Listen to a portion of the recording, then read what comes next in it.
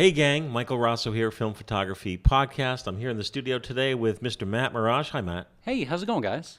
Mr. Owen McCafferty. Moin. And today is film in motion, motion picture photography, motion picture cinematography. It's a topic that I love to talk about, but sadly most of the FPP rotating folks don't give a hoot.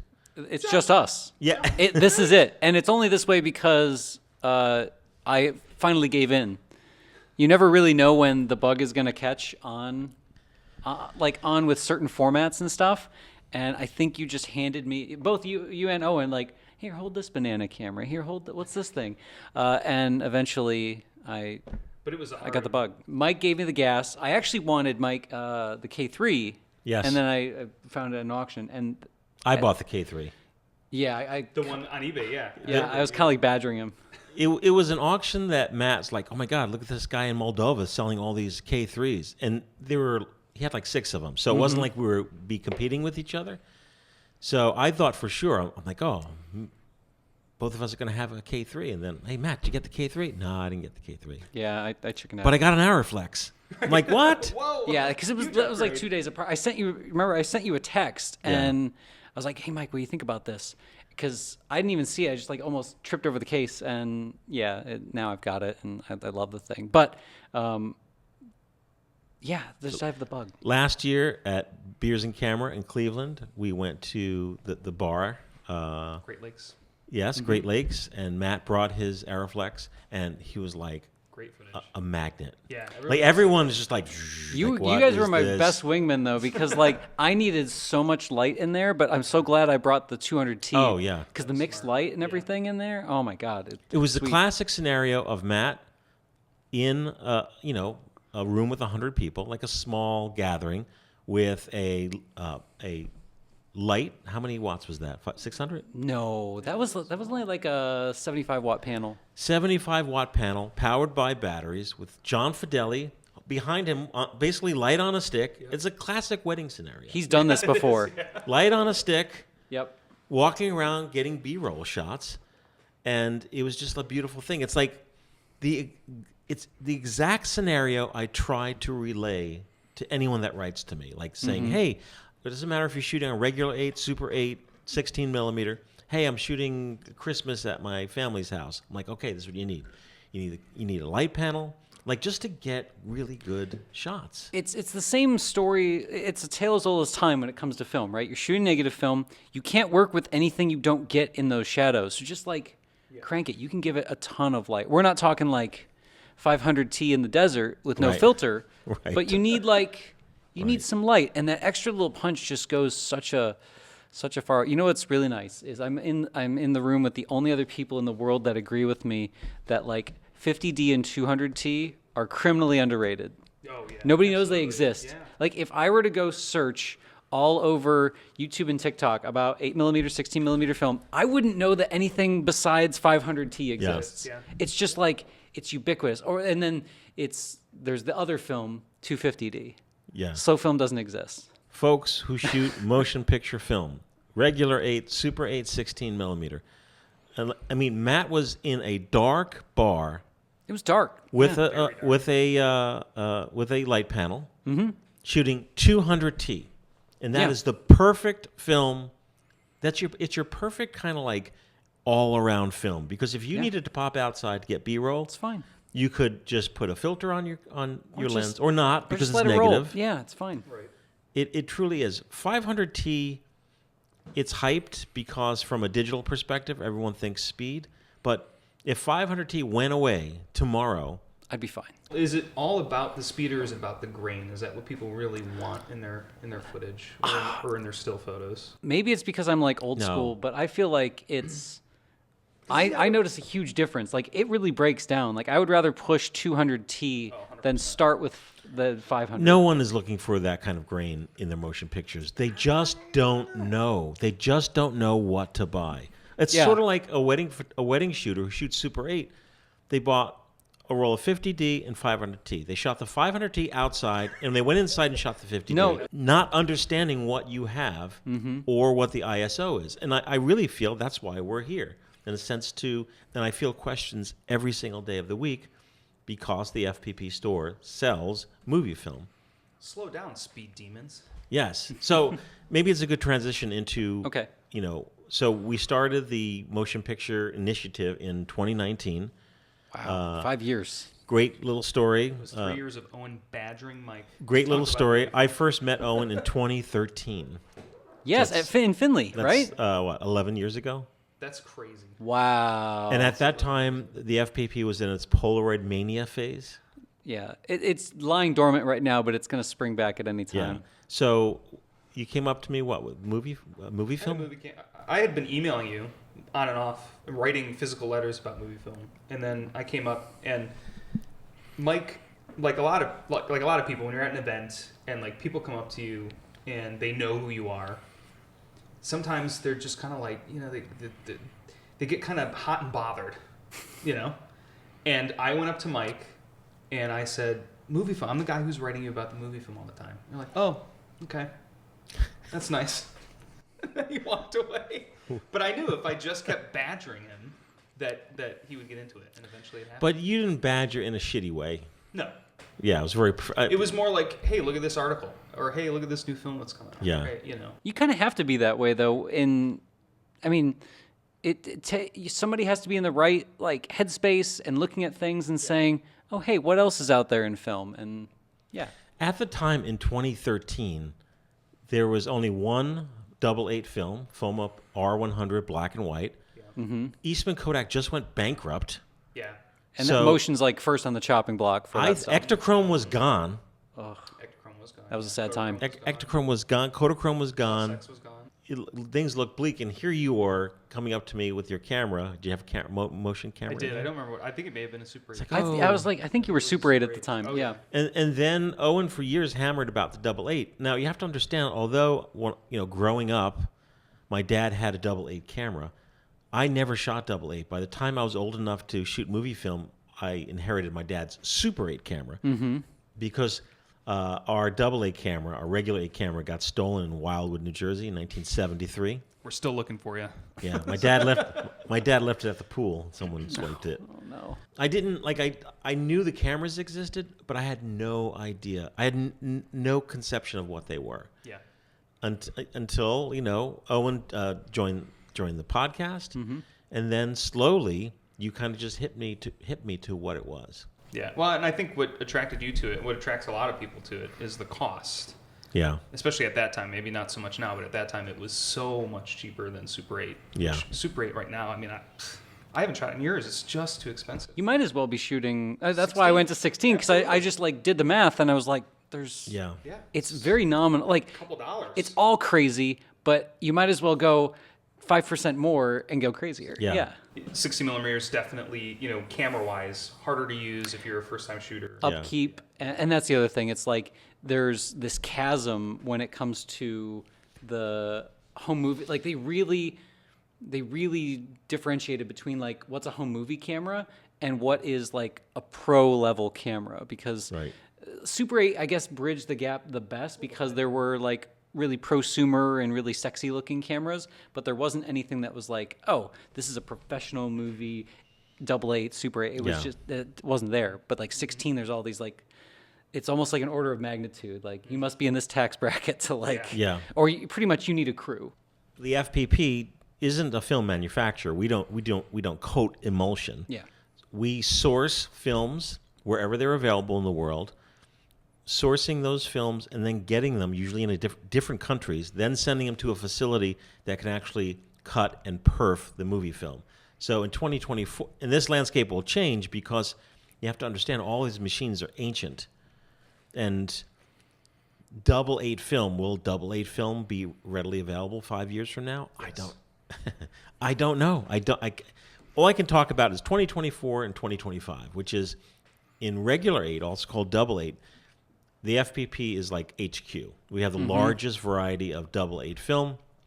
So we have our Cine 840, which is Vision 50D. 50D. We have now our Cine 8 High Speed, which is 200T. Oh, yeah. I saw the announcement for that. Yeah. Yeah, just came in brand new. We have Ektachrome 100D, great, amazing film, a staple, right? Yeah. We have reversal black and white 40 ISO. We have reversal black and white 100 ISO. We have black and white negative 100 ISO. We have black and white negative 400 ISO. And we have black and white everything's panchromatic. Yeah. Orthochromatic, brand new 400 ISO. Speed. That's the stuff we're still testing. Yeah. Yeah, it's brand new. We're still testing it. It's Grainorama in 8mm. And those highlights go on that. Like there's. It's an interesting film. We don't have a huge quantity of it. I'm guessing we'll have it in stock for a year or so. It's an unusual look, and it really for a creative project. I mean, some artists, we're artists. Attack of the Potato People. Some artists.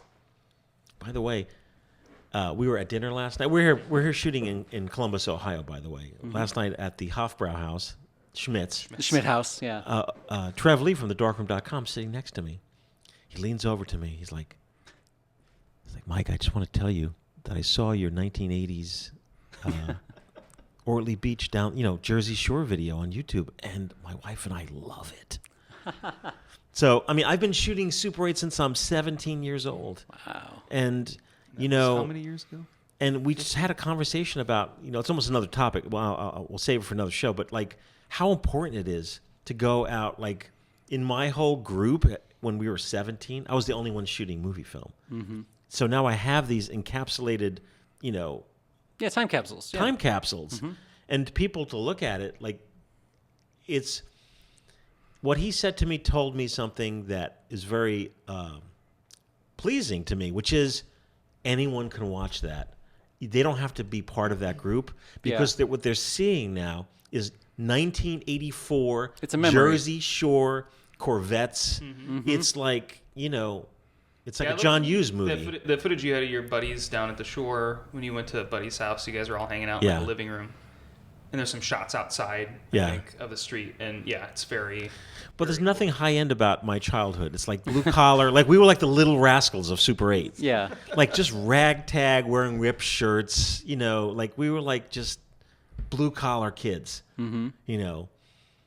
Kids that would, sit on a curb and drink a quart of milk.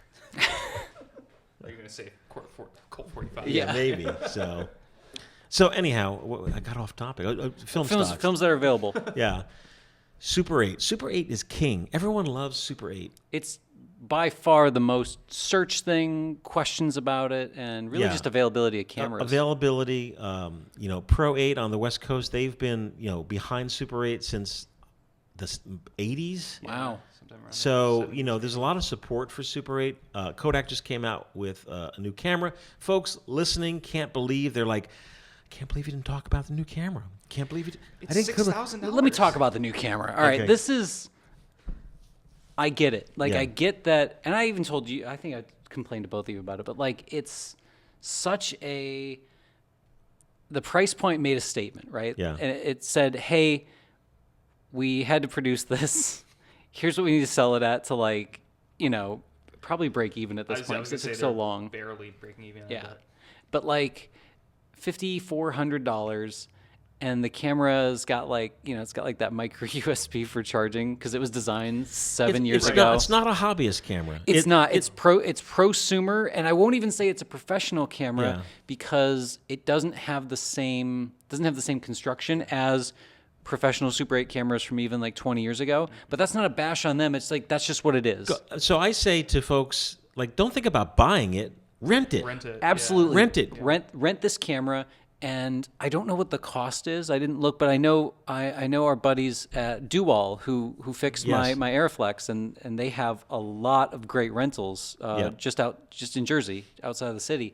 They purchased a few of those for rental. I don't know if they're up on their site yet, but that's why they got it. And it makes so much sense as a rental house camera because if it is Super 8, it's something that gets someone into the store. They're buying film. It's kind of that older model where the camera is just sitting there. You rent it. You're going to buy 5 packs of Super 8 and go shoot an engagement session or a wedding or something. So Super 8 is king. Film photography project. FPP filmphotography.store.com. We fully support all movie films, and we see because we offer the film, developing, scanning, We have partner labs. Soup to nuts. Soup to nuts. We're not a lab, but what we're king at, of course, is offering film and doing the scan and the color grading. Yes. And a lot of folks, a lot of our customers, I love them all, a lot of shooting weddings. Super 8 is king at weddings. Mm-hmm. And I'm here to help because help is needed.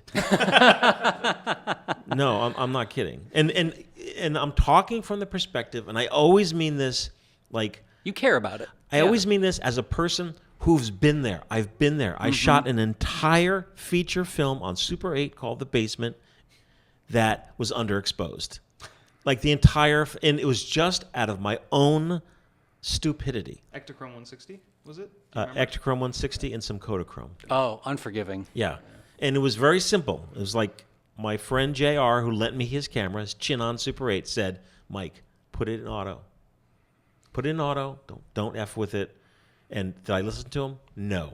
You got this. I had my You got Goss and your Luna Pro. Beta Rich Vodka Goss. That's right. I was taught by Beta Vodka. I was already shooting 16 millimeter.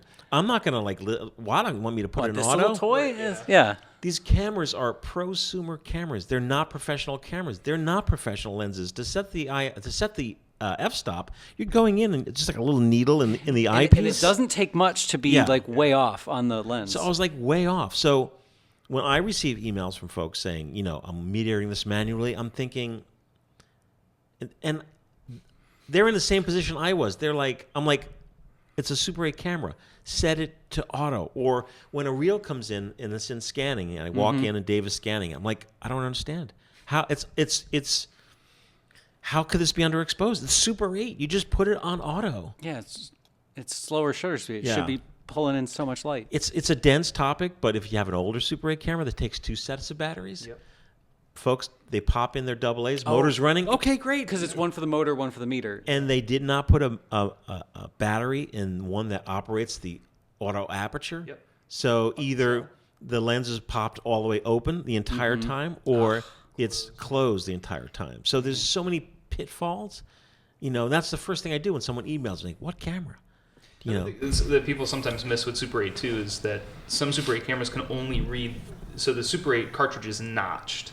And that and it locks in. Yeah, exactly. It tells the camera what speed the film is, because most lower end Super 8 cameras you can't change the ASA on the camera itself. So older cameras, a lot of them are only made for either 25 or 50 because that's what Kodachrome came in, and then even some into the 70s only went up 160. to 160. So if you're shooting 500T, which there is a notch for 500T. Oh, look at my hand. Yeah. Oh, hey, Owen. Like how's it going? squishing Yeah, Owen. keep talking, Owen.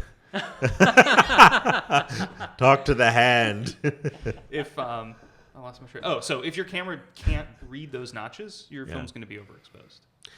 There's a lot of overthinking going on, especially with 500T, because people are like, so how do I get my camera to sense the 500T? You can't. You can't. It's 160 ISO. Most people have the 160 ISO. Yeah, camera. but there are a lot more Super 8 cameras out there that do go up to 500. Oh, okay. Oh, yeah, you're right. You're There right. are. But you're right. Yeah. I mean, you can still get away with ones, depending on what you're shooting. So Super 8 King, everyone's shooting it. Weddings, parties, professionally. I'm guessing a lot of photographers are adding it as a bonus package. Yes. And I see it. It's funny. I don't see as many of the wedding photographers that specialize in motion getting it. It's the still shooters that want to add just something a little extra to kind of break the monotony of maybe just like a slideshow or something. So I see it more with still shooters, and of course film shooters mix it in. And we have very simple. It's a very simple menu of selections. 50D, which everyone should be shooting outdoors. 200T, which everyone should be shooting as a film. Hey, look, I'm just throwing my opinion in because, like I said, I've been there, done that. Yeah, Trying to help. I'm not trying to boast. But when it's exposed properly, which is often like a touch over for both of those films, like the color that you get out of it is... Yes. I love it. Vision 50D, when you give it enough light, looks like Kodachrome to me. It's amazing. Especially with FPP's color grades. Yeah. Like, they're just super clean. The reds, too. The reds just really, really pop. So I'll give the rundown, keep my comments to myself. 50D, 200T, these are color negative films. Yeah, Vision 3. Can't project.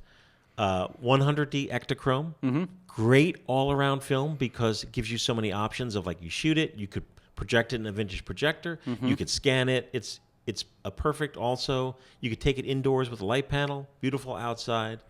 Then you have 500T. And then you have Tri-X black and white, 200 ISO. Yeah, and there's 250D as well.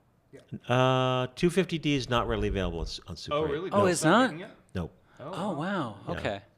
For a while, Pro 8 was offering it. Yes. And I think they were perfing. And they were doing it. And then you see offshoots. You do see sometimes some FOMA. You see some ADOX. You see some Whitner. Orwell. But Orwell. that's like inconsistent with Yes. a lot of Yeah, those, and right? that's- Okay. Mostly you're getting that in Europe. Yeah. Most people Okay. aren't buying it here because it's too expensive. Yeah. So that's Super 8 King. Then, of course, next up, 16 millimeter. This is an area where the FPP specializes in carrying all the beautiful Kodak flavors. Of course, same thing: 50D, 200T, 250D, 500T, 100D Ektachrome, double X, 250 ISO, Tri-X, 200 ISO. The Tri-X is a reversal, meaning you Yes. could project it. We specialize. We get film manufactured for us. That's our Cine 16 line, which is double perforated 16, because most wind-up vintage Keystones will need the double perforated 16 millimeter. And then, of course, 40 black and white reversal, 100 black and white reversal, 100 negative, 400 negative, 400 orthochromatic, color 40, which is 50 ISO Vision 3. Sonic. Oh my God, Sonic, hugely popular. Oh, it's a beautiful film. Sonic is a what is it? 25 sound. 25 ISO. It's a sound recording film. Yeah, that's the really grindy stuff. Yeah, but it's sharp. Sharp as hell. There's like no Yeah. grain. My favorite is a little bit slower. The Yeti. Yeti. Another one, low grain. That one's no grain. No Doesn't grain. exist. Yeah. It's No so grain. when you see the 16 off of that, it looks like 35. Black and white 3, same. Like my threes, yeah. Looks amazing. Not the same stock, but No, but same look. Beautiful, Yeah. yeah. Then we have the funky stuff like Blue Ultra. Wait, which- that's not funky stuff. I'm just kidding. Well, once again, I see this particular show as like a great overview for topics where folks will have questions, hopefully, from this. It's like shooting low ISO movie film is a cakewalk. Like It's not bad. it's not. Shooting at 1/30th mostly. Yeah, like Yeah. we have our Sun color negative. Sun color negative ISO 1. Everyone's like, I don't. Why? Oh my God! No, just No. blazing sunlight. Wide open. F4. Yeah. Yeah. And 16 frames per second, F4, and your shutter's around 1/30th of a second. And don't go into the shadows. No, don't go into shadow. It's, Daylight only. Yeah.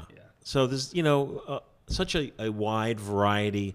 This is the most variety of these types of specialty films, double perf, double 8. Yep. That's, I think, possibly ever been And we offer available. magazine films. Hey, Mike. Yeah. You missed a 16. It's my other favorite one. What's that? Black and white infrared. Oh. See, we can't remember all this stuff. I should have my cheat That stuff sheet. is The so catalog. good. When Yeah. I remember when you first told me, like, Matt, do you think we should carry infrared? I'm like, yes. How much can you get? I still need more. Black and white infrared, amazing. It's challenging stock. It's wafer thin.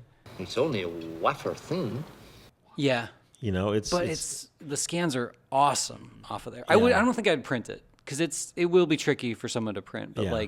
man, it is such a cool looking film. We have not tested it as a reversal stock. You could also reverse that. Yes, you can. Yeah. It's a little grainy though, so I don't. Yeah. Oh, yeah. But so reversal processing usually is supposed to tighten that up, right? Supposed to, yeah. Depending on the developer. you're Okay. using, Yeah.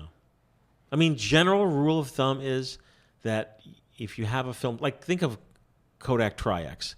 It's a negative film at 400 ISO, but when it's in motion picture, I'm assuming it's the same emulsion, it's 200 ISO. 200, yeah. Yeah. Because it's a different developing process. And that's what changes everything up. Good time to go to a break. Yeah, great. Hey, we'll be right back. Hey, Don't touch that dial. don't touch that dial. Behold, the smuggler. Hi, Grandma. Smuggling White Cloud? Why, we have toilet... White Cloud doesn't feel like toilet paper. It's the softest there is. Most people think it's even softer than facial tissue. Here, compare. Gee, White Cloud is softer. White Cloud's the softest. It doesn't feel like toilet paper. Hey, we're back. Owen was just saying I'm such an a-hole. Hey, really fast, I just want to mention magazine film. It's super niche.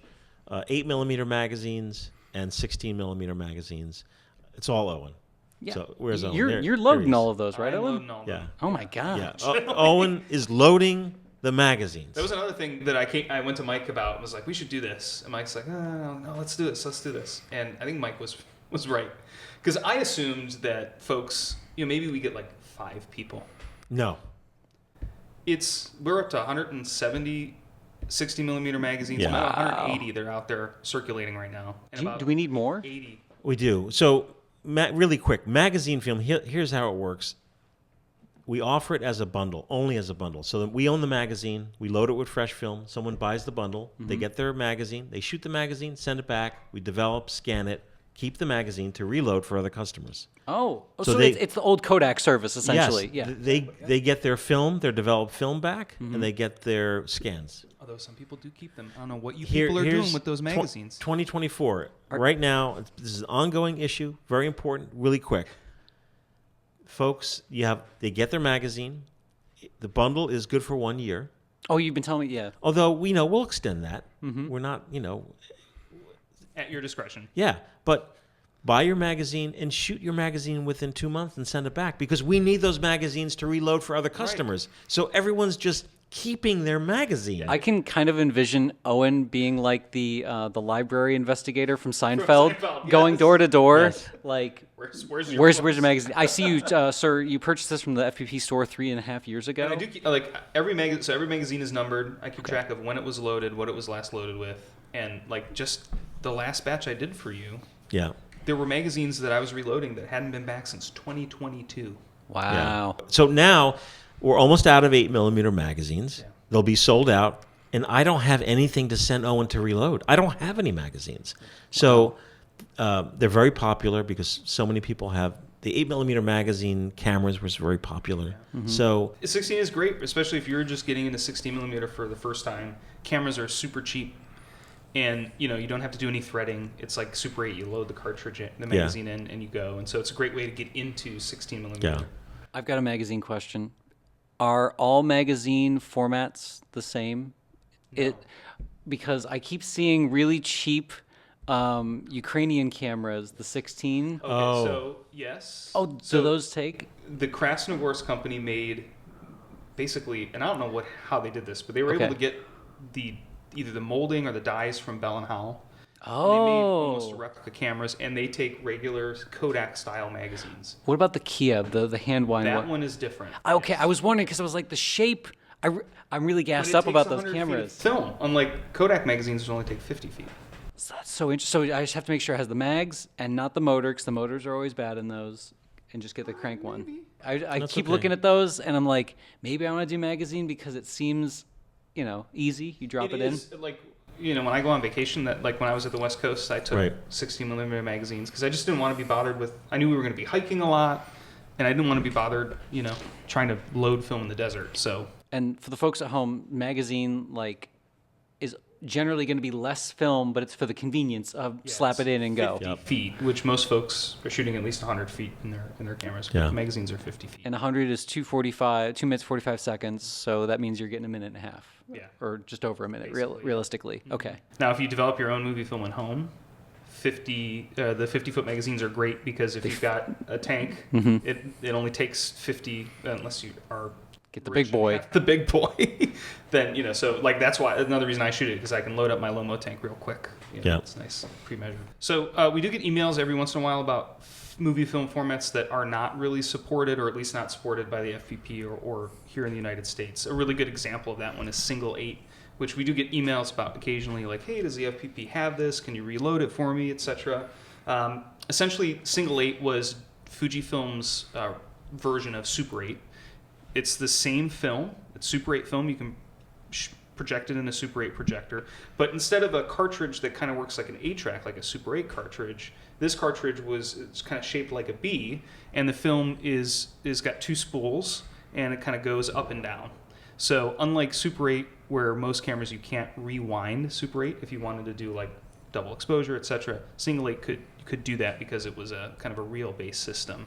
Came out in 1965. It did not come to the U.S. really. There were a couple of specialty stores here in the U.S. that sold it and distributed it, but Kodak was king with Super 8 here. But we do get a lot of folks in Europe and in Asia that write in about it, and certainly it is pretty popular. I mean, it's popular enough in Europe right now that there's a company in Germany who has started remanufacturing or reloading it. That company is called Click and Sur. They're based in Germany. They have some options if you're looking, but you're talking about 75 to 100 euro per cartridge. That includes processing. Another one the big one out of Asia and Tokyo is Retro Enterprises. They've been doing that for a long time. So they do support it, but it's not something we support here in the US just because there's like barely any cameras here. It just wasn't popular. So that's another one, folks. Write in. There's a couple more. 9.5 millimeter, again, really obscure. That was an early type of movie film.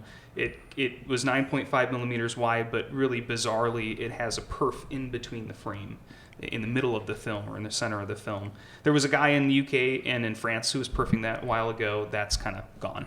So I don't think you can get 9.5 millimeter at all. Matt, you were talking about, for example, some Eastern European magazines. Yeah, because the online anymore, you're starting to see more stuff. Sellers out of like Ukraine open things up, and they're offering like some of the Kievs and like the non K3 Krasnogorsk, which is kind of a wide swath of cameras. Yeah. So a lot of those magazines are actually made to be loaded by the consumer, which is great. Oh, okay. So those are ones you can go on YouTube. You can watch videos on how to do it. So those you're just buying your 60 millimeter film and reloading it. But there was magazines created by Siemens and Agfa, again, both European. We get emails about them occasionally, like, "Hey, I see you do 60 millimeter magazines. Can you do my Siemens magazine?" No, we don't do that. You can do it yourself though if you want. You can look videos up to do it. Another one is Polavision. Oh my I think God. like 3 months ago, some guy emailed me about Polavision. Don't have it. They don't make it. It's gone. That was barely a thing when it was still around. Yeah, it was barely, a thing. So that's kind of the status of some of the other obscure movie formats, if people are curious. Okay. Projection. Matt, first of all, My I favorite. personally do not project. Loser. And Matt is getting excited about projection. Of course, Owen's all about projection. And so many movie film shooters are all about projection. The cool kids are doing. And I'm missing out because Matt shot a roll of 16 millimeter Ektachrome this past last year. Yeah. And, from a scanning perspective, I said, "Oh, Matt, you overexposed it, blah, blah, blah. How did it look projected?" He's like, "It looked great projected." Yeah. I Different can't, so experience. I don't have the experience. He said it warmed it up. Yeah, absolutely. It's crazy, Mike, that for years, I would always see people, whenever I commented about what I think about Ektachrome, because my experience with Ektachrome was okay, I ran it through the Hasselblad, and I looked at other people's, slides, old 100 VS and stuff, and I just always assumed that Ektachrome's just, everyone's oh, it's cool, it's too cool in the shadows, it's too cool. But then every now and then on Flickr, I would get comments where it's no, you're all wrong. This was meant to be projected, and it doesn't look like that at all. And I'm oh. Even the still photography is meant to be projected. Yes, I do not know. I have no idea. And maybe this is a hot take. There's going to be a lot of hot takes There's today. gonna be a lot of hot takes. But I don't know. If you are not projecting Ektachrome, I don't know why you are spending the time or the money to shoot it. Because it doesn't scan well, in my opinion. I've It's never very seen hard good to scan. scans of Ektachrome. Kodachrome's the same way. Ooh, yeah. I'm gonna have to go ahead and sort of disagree with you there. Go mean- ahead. Come on. Only from the experience at the FPP HQ. I mean, we're scanning vintage Kodachrome and we're scanning new Ektachrome. It looks great. I'm not saying it doesn't look great. Yeah. But it's completely different, and I think it looks better. If I had to choose, I'm projecting over scanning. So it's TPE, the projection experience. It kind of is. That's why I named the topic Adventures in Projecting, because around the same... Well, take it away. Take away the it's, topic. it's really about May every year is the big camera auction. So 2 years ago, I made my big mistake and got the Aeroflex. Why do you say that? Well, because I don't go to the auction because if I go to the auction, I'm going to buy something. What would you flip your Aeroflex for and get now in its place? Oh boy.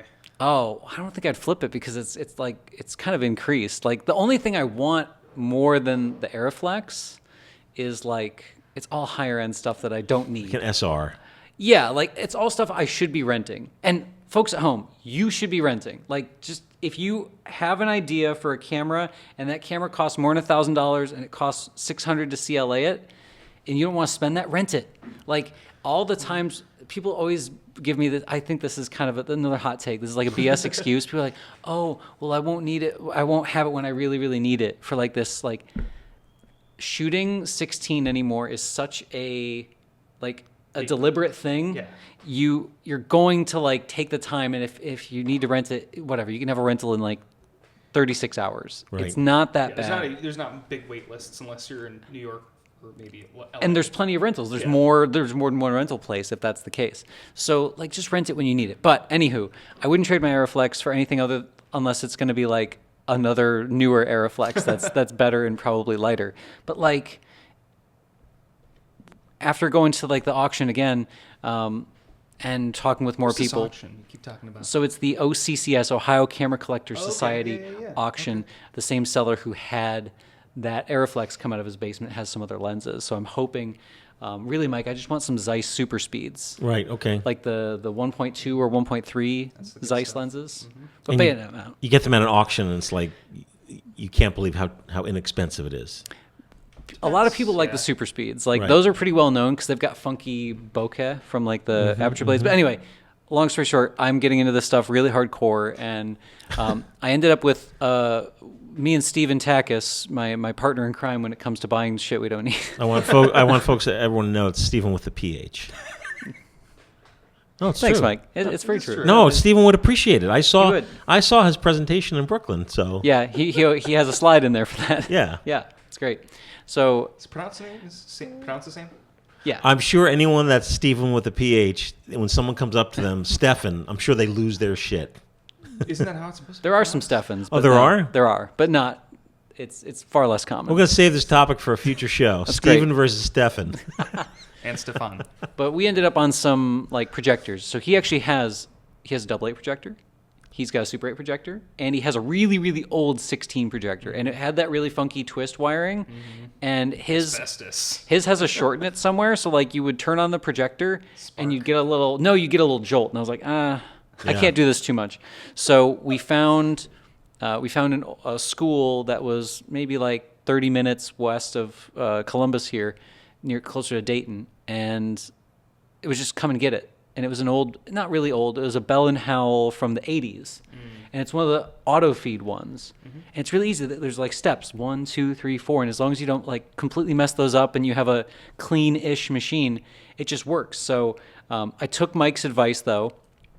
Feed a bunch of leader through. Don't feed your good film through first. Feed a that dummy. mistake. Yeah, so you don't ruin your original. Yep. So I made sure that both of my E6 that I had Mike run or scan, I made sure the projector was good first. But then I ran both reels through. One was retrochrome and one was ectochrome. Mike, the ectochrome was like amazing. All the stories about like too cold shadows, I can't pull out shadows or midtones, is beautiful projected. And that movie that I sent you that was like the family reunion in like the backyard and Yep. stuff, that looks gorgeous projected. I projected it for the family a couple times, and then I sent them like the scan, but they all loved the projected version. Oh, It was- really? Yeah. Have you projected it in here? This would be a great place to project. This is so the only downside about this is it would have to be at night because the room is so these windows are just letting in a ton of light. Like right now, folks, like this room, the windows are like blacked out Yeah. completely because there's too much. But And your Bell and Howell, you didn't have any problems with that jamming. so I had a jam initially because there was some lubricant from the foot that presses the gate. Is it the foot or the gate? Whatever it is. It's a gate, but their foot. No, you're right. You're Yeah, right. It's a foot. that had some grease on it, so I took that. I just did the tiniest spritz of WD-40 on a. I know it's not. You shouldn't use WD-40, but like I took off the old grease, and then I just kind of sent the dummy tape through, and it munched a little bit of tape, but then it was good. So you have to be careful. The reason why I'm surprised is because a lot of those Bell and Howells from that era, from like the mid 70s into the 80s, they had the worm gear inside, which actually regulates the speed of how quick everything is moving. that plastic on that It strips. it cracks. Yeah. But you can replace it. It's actually not too hard to do. No, I found there's a guy, he's actually I think he's in Ohio too. Really? He sells all of the, he sells the replacement gears and he does belts. He doesn't do service anymore. Yeah. Oh, okay. But like, it's a lot because you have to like send it to him and stuff. But this one was, I thought the worm gear was messed up, so I cracked it open because it was like slow. And it just turns out that I still need to get one, but just get a replacement belt for the take-up because that one is really slacked because it was left in the reverse position. And it runs 24 perfectly if I leave it in the reversing position, so where they're both upright. Okay, yep. But if I bring it down to the normal, it's 12 frames a second, so it's kind of cool for like proofing. Yeah. But it's whatever. It's not perfect, but it's older than me. Yeah. And it works. And if you have not tried shooting Ektachrome, don't even get it scanned and project it. That's actually the cheapest way to shoot 16. Yep. I didn't believe Owen when he was telling me that. You've been telling me that for years, that just project it, just try it. My only advice from a producer's perspective is if you're spending the money, especially on 16 Ektachrome, you have to check out your projector and run either virgin film through it. In other words, go on eBay and buy some like Fuji stock that's run a little bit of film through it, and you could look at the emulsion, see if it's being scratched. Because that's my only advice is from a perspective of archiving your film, maybe get a 4K scan. To have your scan, Or get a dupe or because something. Yeah. if you're not checking out your projector, if you don't know your projector, you could easily scratch and ruin your film. 100%. Yeah. So you have all these clunkers of like you have a bunch of them. Surprisingly, we only had to go through 2 Bell and Howells to Okay. get to the one. So there was another one that we were playing with, and it was fine, but I could smell that it was like running hot. And what happened was the first Bell and Howell we tried was the dual speed, where you could go 18 or 24. And the problem with that is it's this big like hook, and the hook, while it's running, it pushes it to different. It pushes the belt. But the problem is, if you try to move it before you turn it on, it grinds it and just strips the belt. And that belt is a son of a bitch to like. You have to take everything off to change it. So, but there's full instructions online. The same guy that does the service has full blogs on it. But yeah, it's at that point, it's like just get another projector. Right. Yeah, they're so cheap. I mean, dime a dozen. A lot of time it's like less than $100. Come and get it.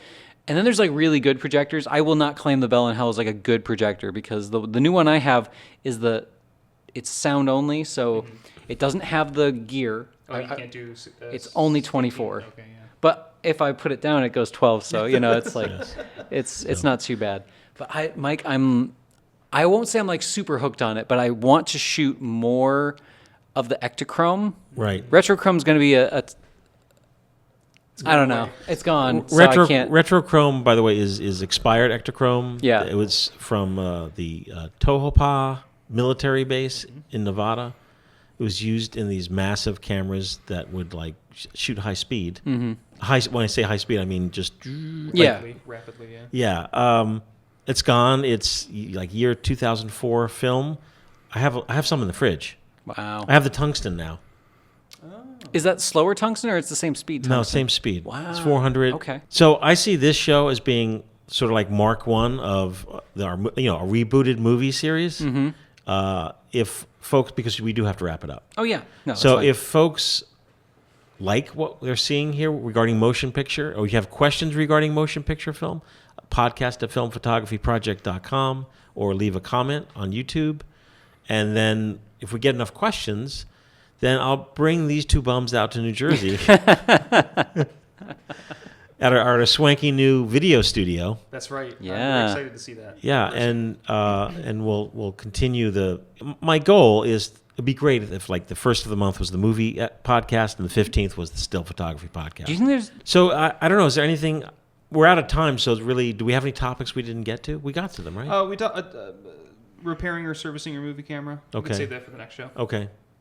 No big Matt, deal. we got all the topics. We got all the topics, but I think I guess I'll just drop a nugget for it now. The reason I'm so hyped, Mike, about 16 is later this year, 2024, I'm doing a destination wedding on 16 millimeter film. Whoa. So I'm going to be in Germany shooting a wedding on 16. Germany? Yeah, Do you need an assistant? Laura's assisting, but I'm renting from Audi. Like, are you really? Yeah, I don't have to bring anything. It's Nice. so I'm so stoked. We're going to be just a little bit out of Munich. Okay. But it's You hear that, folks? it's Matt wild. Marash shooting a wedding in Germany on 16 millimeter. And he does speak fluent German, so. What what now? what stock are you going to shoot? Okay, that's a really good question. I think I'm going to play it like super safe because it's fall, so it's October. So I'm probably going to do a mix of 200T, 250D, but I might just try to like mono stock it and like see if 200T can like cover me. Probably. But it's not like a big thing. It's like a small thing. Really good friends of the family, and You got ND filters for that? oh yeah. yeah. So I've got Yeah, the no full, I've got the full kit. And folks at home, like, don't be afraid to shoot slow films. I run it like if I go out and shoot. It's a bright sunny day today, and I shoot with 50D. I probably have an ND filter on it. Yeah. Because I want to get that shallower depth of field. I'm probably shooting with like a 3-stop. That's but folks at home. That's a neutral density filter. They Yes. come in FD2 1-stop, ND2 1-stop, ND4 Two 2 stops. stops, It's ND8 log based too. 3 Yeah. stops. You can go higher. Yeah. Everyone should have a 2, 4, and an 8 in their bag. And for folks shooting with a little wind-up movie camera, don't sweat it. Just get like a 45 millimeter and you hold it over your lens. Yeah. Because you'll be in a pinch. You'll be in a situation where you're shooting like Ektachrome 100D and it's blazing sun. Yeah. And you can only go to f16. You need to put a ND 2 stops on there Yeah. to knock that down. Don't do what I did because I didn't have the ND when I went to the family get together, and that's why the first Yes. 30 seconds of that take is all just it's crispy. But this is a future podcast or blog, both probably. Certainly a blog of like, what are the essentials that you need in your movie film bag? Money. What essentially Second job. what do you need? Yeah, meter, NDs, yeah, absolutely. Yeah. Mike, there's an ND on you right now. Oh, okay. Like, Okay. it just happens because that camera's native ISO is like it's like 800 or Right. something. You need it. Yeah. All right, All right, we should go. we'll save it for the show. Keep going. We'll keep going. Podcast at filmphotographyproject.com. I want to thank you, Owen, for driving down from gorgeous Cleveland, Ohio. Yeah, it's great to be down here in Dixie. Has it ever been called gorgeous Cleveland, Ohio? It is. It's gorgeous. Cleveland. Okay. Absolutely. And we're here in Not gorgeous. No. we're here at the Milo Arts Center. In special thanks to Tariq Terry for loaning us his studio. It's great here at the Milo Arts Center in Columbus, Ohio. Matt, thank you very much for being on the show. This has been great. Yeah, I can't wait to talk more movie film. Yeah. Get back to Jersey. And send us your comments, and we'll see everybody really soon.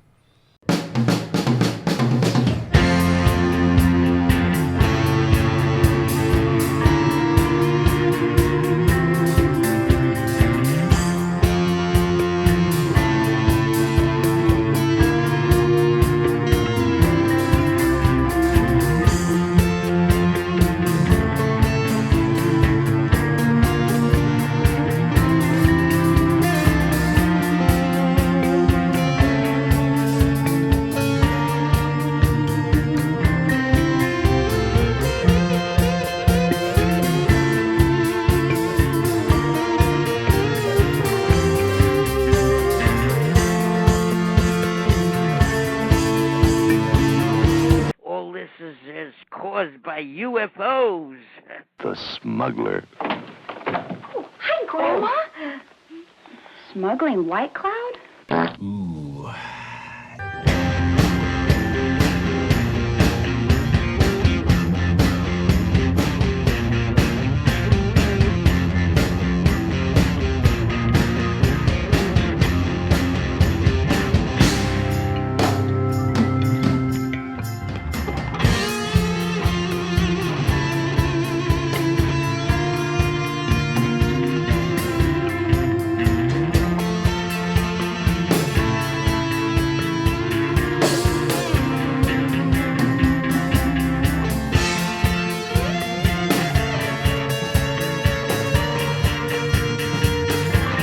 I just, I've always been this way. Right? Come.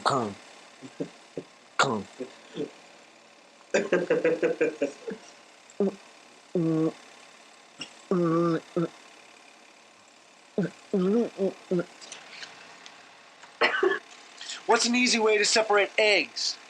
I don't know what. You take a strainer, right, and then call your mom into the kitchen. Tell her to bring her coffee. Because we're gonna come on, man. This is important stuff. There's millions of housewives waiting to hear how we can separate eggs.